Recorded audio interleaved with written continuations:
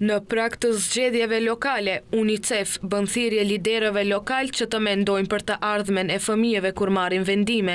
Organizata ndërkombëtare gjithashtu kërkon promovimin e ushqimit të shëndetshëm në shkolla, mbështetje për fëmijët në rrezik nga varfëria, zgjerimin e shërbimeve për edukim parashkollor, zbatimin e orarit me një turn për të gjithë fëmijët, si dhe heqjen e barierave për fëmijët me aftësi të kufizuara.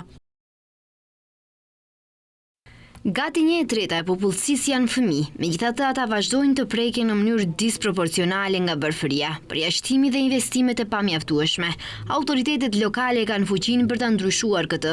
Vendimet që merren në nivel lokal për shkollat, kopshtet, parkun dhe vendet tjera në komunitet formsojnë vendet ku fëmijët jetojnë, mësojnë dhe luajnë. Këto zgjedhje janë një mundësi për angazhime të guzimshme dhe transformuese që do t'i ndihmojë çdo fëmijë të përparojë dhe të arrijë potencialin e tij të plotë.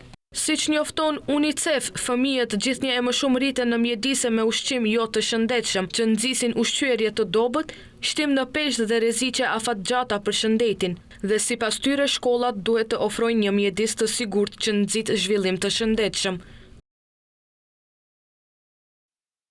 Autoritetet lokale mund të përdorin ndikimin e tyre për t'i dekurajuar shkollat nga vendosja automjeteve me pije të ëmbla dhe ushqimet ultra të përpunuara, si dhe nga dhënia hapësirave shkollore për reklamimin e ushqimit jo të shëndetshëm. Përmes promovimit të ushqimit ushqyes në shkolla, autoritetet lokale mund të mbështesin zhvillimin fizik dhe njohës të fëmijëve dhe të dërgojnë një mesazh të fuqishëm se shëndeti dhe mirëqenia e fëmijëve janë më të rëndësishme se sa interesat komerciale, thot në njoftim UNICEF.